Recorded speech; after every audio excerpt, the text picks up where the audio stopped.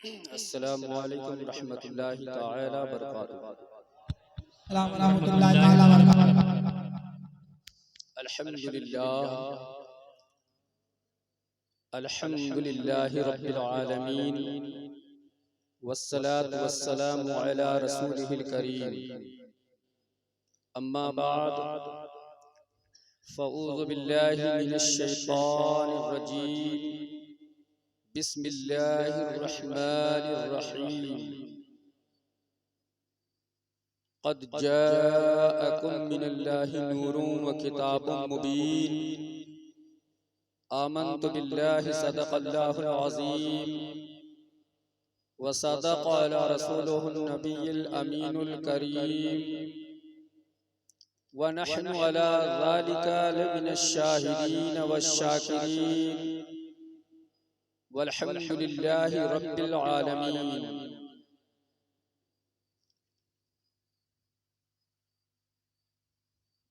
सहाबा कर लिया करते थे महसूस खुशबू से,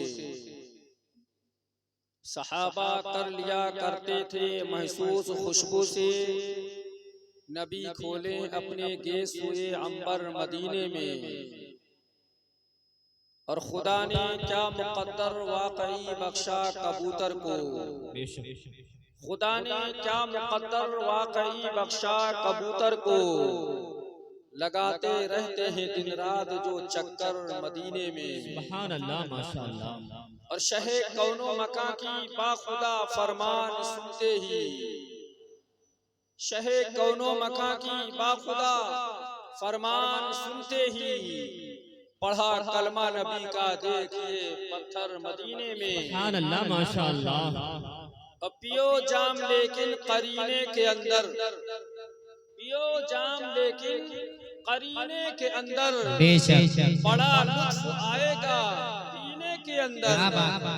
अब फरिश्ते पढ़ेंगे नमाज़े जनाजा, फरिश्ते पढ़ेंगे नमाज़े जनाजा, जो मर जाए मोमिन मदीने के अंदर, जो मर जाए मोमिन मदीने के अंदर। हजरात, बाद नमाज़े ईशा से लेकर अब तक बेहतरीन आपने खिताब भी समाप्त किया।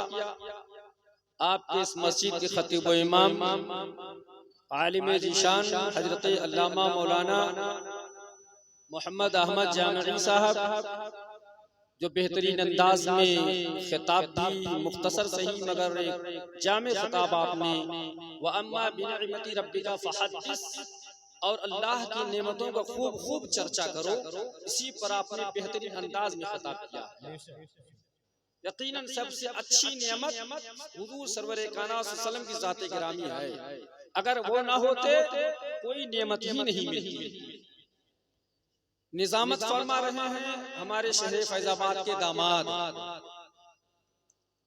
हजरत हाफिज़ो कारी मोहम्मद अहमद साहब। आपका भी नाम है, मेरे बहुत पुराने मुलाकाती हैं, हमारे फैजाबाद के दामाद हैं, आपके इलाके के हैं।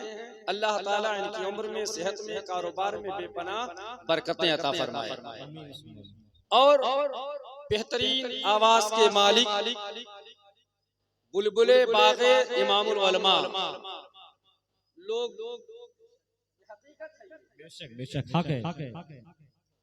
भाई, ये सब रौनाही के शागिर्द हैं, रौनाही के पढ़े हुए हैं। और रौनाही में एक अजीम हस्ती थी जिन्हें हुजूर सरकार मुफ्ती शब्बीर हसन साहब रज़वी के नाम से याद किया जाता था, जो यकीनन बेहतरीन आलिम के साथ साथ एक बेहतरीन मुफ्ती, बहुत ही बेहतरीन फकीह थे। और खास बात यह कि आशिक़े आला हजरत आशिक़े गौसे पाक, क्या कहने, अगर उनसे आप 10 मिनट गुफ्तगू कर लेते तो मैं समझता हूँ कि 10 मिनट की गुफ्तगू में ऐसा नहीं होता कि सरकार गौसे पाक का या आला हजरत का नाम होना।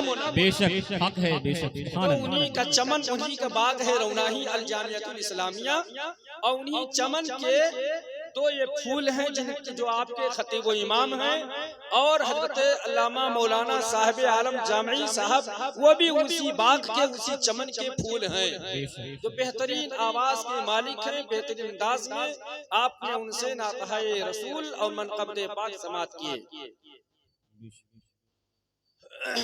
मैं भी हाजिर आया क्योंकि मैं घड़ी देख रहा हूँ, मैं भी गांव ही का रहने वाला हूँ, और मुझे मालूम है कि गांव में 12 के बाद में 12 क्या, हम लोग बचपने में बहुत जल्दी लोग खाते पीते थे और ईशा बाद पूरे गांव वाले सब सो जाते थे।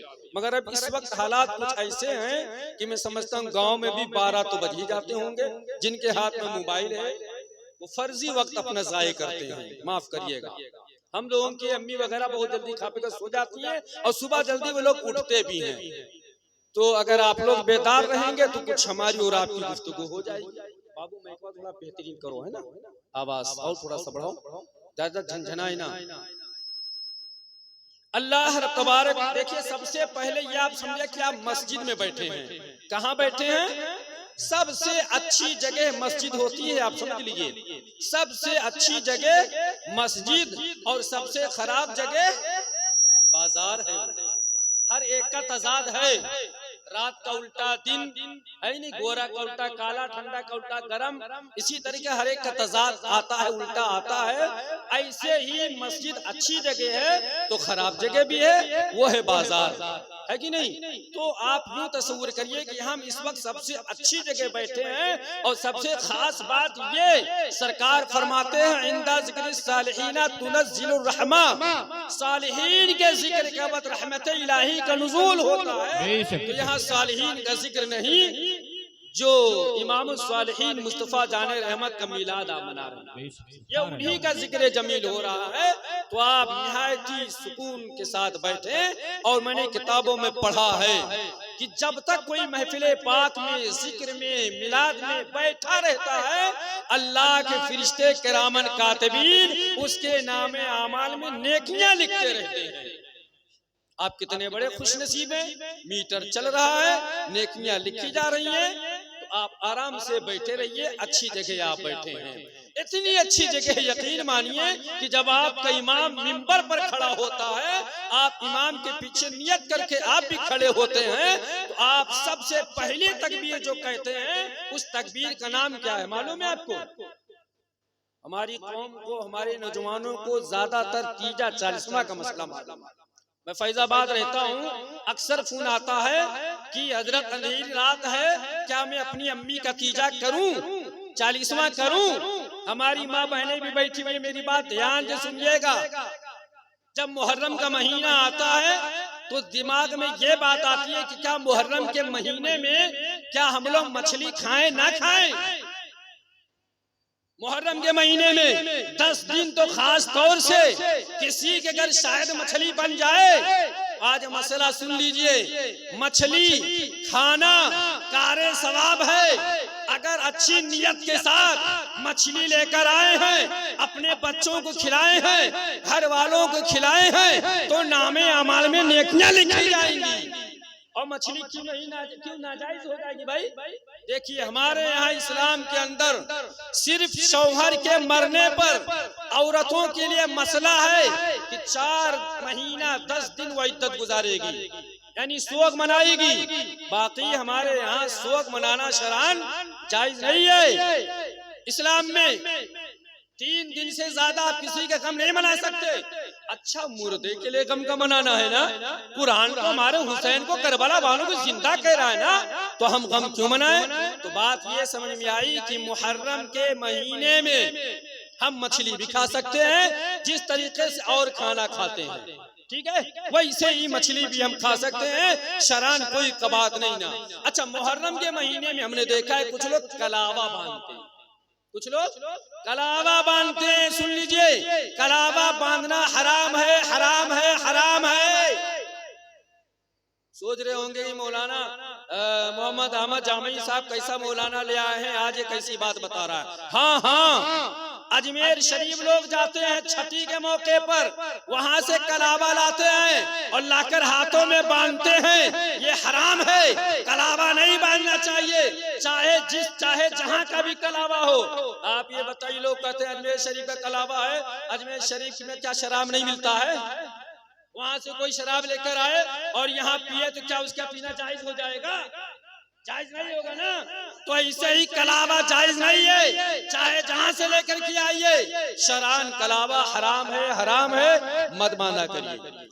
मुहर्रम के महीने में हमारे बचपने में मैं भी देखता था अजी साहब कि 10 दिन तक तो औरतें बिल्कुल जाला माला ही नहीं छुड़ाती थी। ये सब मना है बिल्कुल। अत्तहारतो निस्फुल ईमान, सफाई पाकी, घर को साफ सुथरा रखना, कूड़ा कड़कर हटा देना, ये बहुत अच्छी चीज है। सफाई सुथराई करिए, घर में रहमतों की बरसात हुआ करती है। तो मैं अर्ज कर रहा था कि जब मस्जिद में इमाम साहब खड़े होते मुसल्ले पर, तो आप कहते हैं अल्लाहु अकबर। इमाम साहब के पीछे पहली तकबीर जो कहकर अल्लाहु अकबर, हाथ कानों को ले जाकर नाक के नीचे बांध लेते हैं, उस तकबीर का नाम क्या है? तकबीरे तहरीमा। तकबीरे तहरीमा, हराम करने वाली तकबीर, हराम करने वाली तकबीर। क्या चीज हराम करने वाली? जितनी चीजें जायज थी आपके लिए, वो चीजें हालत नमाज में हराम हो गई। भाई खाना पीना जायज है ना, खाना पीना जायज, बातचीत जायज, दुआ सलाम जायज, कपड़ा लत्ता पहनना, उठना बैठना, इधर सब जायज है। मगर जैसे अल्लाहु अकबर आपने कह दिया इमाम के पीछे, अब सब चीजें हराम हो गई। इस तकबीर ने हराम कर दिया। खा पी नहीं सकते, इधर तो नहीं देख सकते, कब तक? जब तक हालत नमाज में है। और एक कपड़ा भी ऐसा है जो कपड़ा जिंदगी में इंसान पहन लेता है, तो उस कपड़े को पहनने के बाद में सारी हलाल चीजें हराम हो जाती है। उस कपड़े का नाम इहराम। क्या है? इहराम। इसीलिए उस कपड़े का नाम इहराम रखा गया। हाजी जब हज करने जाता है तो एक कपड़ा पहन लेता है, एक कपड़ा लपेट लेता है, जिसे इहराम कहा जाता है। यानी हालत इहराम में आदमी न सुरमा लगा सकता है, न तेल लगा सकता है, न कंघा कर सकता है, न सिला हुआ कपड़ा पहन सकता है, न बीवी के साथ कोई काम कर सकता है, कोई भी ऐसा काम सर नहीं ढक सकता है। नमाज अगर पढ़ना हालत इहराम में तो नंगे सर पढ़ना है। उस कपड़े ने सबको हराम कर दिया है जब तक इहराम की हालत में रहेंगे। अच्छे आप बताइए, जब आपने अल्लाहु अकबर कहा, सना आप पढ़े, खामोशी के साथ खड़े रहे, अब गुफ्तगू रब से कौन कर रहा है? कौन रब से गुफ्तगू कर रहा है? कभी आपने सोचा इमाम के बारे में? कभी आपने सोचा अभी आपके इसी मोहल्ले के अंदर, इसी गांव का कोई आदमी ऐसा हो जो आपकी मुलाकात फैजाबाद के डीएम से करा दे, और अगर जहे नसीब ऐसा हो कि मुख्यमंत्री माननीय योगी जी से करा दे, तो उसको लोग पावरफुल आदमी समझेंगे, बड़ा पावरफुल आदमी है, फैजाबाद के डीएम से मुलाकात करा दिया है, वक्त के मुख्यमंत्री से मुलाकात करा दिया है। वरना मुलाकात कहाँ होती है? हजरात, जब भी कभी आप उसे मुलाकात करोगे, उसे नजराना देते हैं, उसके घर जाओगे, बच्चों के लिए सेब लेकर जाएंगे, बच्चों के लिए अनार लेकर जाएंगे, बच्चों के लिए केला लेकर जाएंगे। अरे मोहतरम, आपको बहुत बहुत शुक्रिया, आपने बहुत बड़ा काम करा दिया। मगर कभी इमाम के बारे में सोचा? इमाम जब नियत कर लेता है, तकबीर तहरीमा करता है, आप जब इमाम के पीछे होते हो तो इमाम किससे मुलाकात करवा रहा है? इमाम किससे गुफ्तगू कर रहा है? कभी आपने सोचा? हाँ, इमाम ऐसे शख्स से मुलाकात करवा रहा है जिसे खुदा कहा जाता है, जिसे रब्बे कायनात कहा जाता है। आपकी नमाज की मकबूलियत का ज़ामिन वो बन रहा है, अल्लाह से गुफ्तगू वो कर रहा है, अल्लाह से बातचीत वो कर रहा है। मगर कभी नसीब नहीं होता 1 किलो सेब हजरत की बारगाह में लाकर पेश। नारे तकबीर, नारे रिसालत, उलमाए अहले सुन्नत, नारे तकबीर, कभी नसीब नहीं होता। नमाज में गुफ्तगू रब से इमाम कर रहा है, नमाज की मकबूलियत के ज़ामिन इमाम बन रहा है। 12 बजे रात को अगर अम्मी का इंतकाल होने लगा, हजरत मौलाना मोहम्मद अहमद जामी साहब आ जाइए, सूरह यासीन पढ़ दीजिए। हजरत दौड़े दौड़े चले गए हैं, अब्बू के पेट में दर्द हो रहा है, हजरत आ जाइए, फूंक डाल दीजिए। इमाम साहब चले गए हैं, बच्चा पैदा हुआ हॉस्पिटल में, हजरत गाड़ी भेज रहा हूँ, आ जाइए, अजान दे दीजिए। सारा काम इमाम कर रहा है। तनख्वाह कितना आप दे रहे हैं? 8,000। बहुत ज्यादा 10,000। हजरात जरा सोचिए कि हम इतने लोग मिल करके क्या इमाम की तनख्वाह 8,000, अच्छा भी उसे भी एक स्मार्टफोन लेने की जरूरत पड़ जाए, 12,000 15,000 का मोबाइल लेने की जरूरत पड़ जाए तो किसके आगे जाएगा हाथ फैलाने के लिए? उसका भी दिल है, वो भी कुछ काम करना चाहता है, कुछ किताब लिखना चाहता है। मेरे पास भी एक कीमती मोबाइल है जिसके जरिए मैं सोशल मीडिया पर काम कर रहा हूँ, कुछ शरई दीनी मसाइल लिख रहा हूँ, मगर इतनी कीमती अगर मोबाइल ना हो तो मैं काम कैसे करूंगा? 8,000 10,000 आप देते हैं, एक महीने का वह खर्चा कैसे निकालता होगा? अपना कपड़ा कैसे बनवाता होगा? अपने माँ बाप की देखभाल कैसे करता होगा? मोबाइल का खर्च कैसे पूरा करता होगा? और अगर कहीं बीमार हो गया तो दवा इलाज कैसे कराता होगा? आज अलमिया है ये हमारे और आपको सोचने के लिए। अफसोस होता है कभी कभार। इमाम की कदर करिए। इमाम 24 घंटा आप एक मजदूर लेकर आते हैं ना तो मालूम है उसे 500 रुपया रोज देते हैं। 500 रुपया दिहाड़ी है, इस हिसाब से 15,000 रुपया हुआ। और वो भी सुबह आया 9 बजे, 5 बजे काम बंद कर दिया। मगर इमाम अभी 2 बजे फोन कर दीजिए, जाता है इमाम नहीं जाता है। हमें और आपको सोचने की जरूरत है। आपके इमाम आपके हैं, नमाज आप पढ़ते हैं। हजरात आज बड़े बड़े जलसे में मैं कराता हूँ, शहर फैजाबाद में लोग कराते 25-25 हजार रुपया नजराना देते हैं। 1 घंटा है तकरीबन 25,000 30,000 50-50 हजार। असद इकबाल को बुलाइए 35,000 40,000 नजराना लेता है। आधा घंटा पौना घंटा पढ़ा, आपने चंदा करके दे दिया।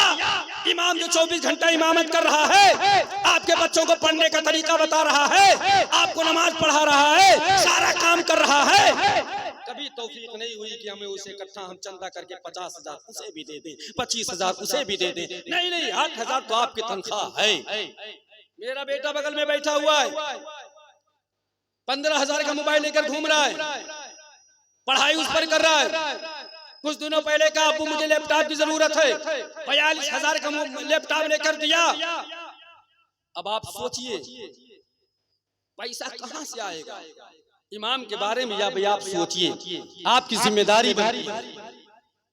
बहरहाल बात कहीं और चलेगी। मस्जिद की बात आई तो बात और कि हमारी और आपकी जिम्मेदारी। मैं भी कभी इमाम था, कसम खुदा की बता रहा हूँ, बहुत कभी कभार सोचता था या अल्लाह हमारे अइम्मा का खर्चा कैसे चलता होगा। अल्हम्दुलिल्लाह आपकी दुआएं साथ में हैं। आज तनख्वाह हाई फाई है, मैं एक मदरसे का टीचर हूँ, बेहतरीन तनख्वाह गवर्नमेंट दे रही है। अल्हम्दुलिल्लाह अल्लाह का शुक्र अदा करता हूँ और अपने अइम्मा की कद्र करता हूँ। देखता हूँ अपने नीचे से इमाम को कि उनकी तनख्वाहें कितनी होंगी। अब मौलाना साहब आलम साहब बैठे हुए हैं शहर फैजाबाद में, मस्जिदों में जाकर के मैं इमाम के ताल्लुक से बताता हूँ कि इमाम की कदर करिए। आप 20,000 25,000 का बकरा ईद के मौके पर बताओ, बकरा ज़बा करते ही नहीं करते हैं। 1,000 1500 रुपया हम कस्साब को खलियाने वाले को देते हैं कि नहीं देते हैं? इमाम गया बेचारा हाथ झुलाता हुआ चला आया, गलत तो नहीं कह रहा हूँ, हाथ झुलाता हुआ चला आया। एक बकरे के एक तरफ अल्लाह लिखा हो, दूसरी तरफ मोहम्मद लिखा हो, तो उस बकरे की कीमत आप बढ़ा देते हैं। 2-2 लाख 2.5 लाख रुपया कीमत उस बकरे की खरीदते हैं लोग। सोशल मीडिया पर आपने भी देखा होगा।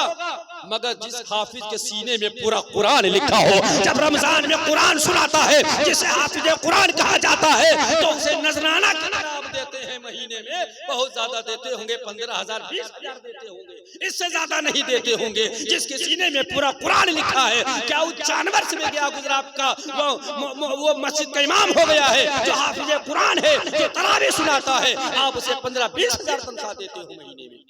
एक कुरानी 70 कुरान आपको सुनाया। हाँ, अभी आप गैर रमजान में उससे सुनिए एक कुरान, मगर रमजान में आपने सुना है 70 कुरान, एक के एवज में 70 मिलता है। हम नजराना उसी कितना देते हैं? ये हमारे और आपकी, हमें और आपको सोचने की जरूरत है प्यारे इस्लाम के शहजादों।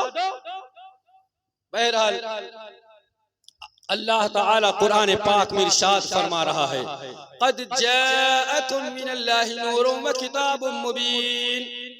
तहक़ीक़ किया गया अल्लाह की तरफ से नूर और रोशन किताब आइए इसी पर रोशनी डालूं। सबसे पहले अकीदत और मोहब्बत के साथ उस नबी पर दरूद पढ़े जिस नबी की मुक़द्दस पेशानी बरेली के दूल्हा की नजर जाती है तो पुकार उठते हैं कि जिसके माथे शफाअत का सेहरा रहा, जिसके माथे शफाअत का सेहरा रहा, उस जबीने सआदत पे लाखों सलाम। कौन नबी? वो नबी जिस नबी का भवे नाज आला हजरत फरमाते हैं कि जिनके सजदे को मेहराबे काबा झुके, उन भवों की लताफत पे लाखों सलाम। कौन नबी? वो नबी जिस नबी की निगाह नाज की तरफ आला हजरत की नजर जाती है तो पुकार उठते हैं, जिस तरफ उठ गई दम में दम आ गया, उस निगाह इनायत पे लाखों सलाम। कौन नबी? वो नबी जिस नबी की लम्हाए नाज की बारी आती है तो बरेली के दूल्हा लिखते हैं पतली पतली गुले कुद्स की पत्तियां,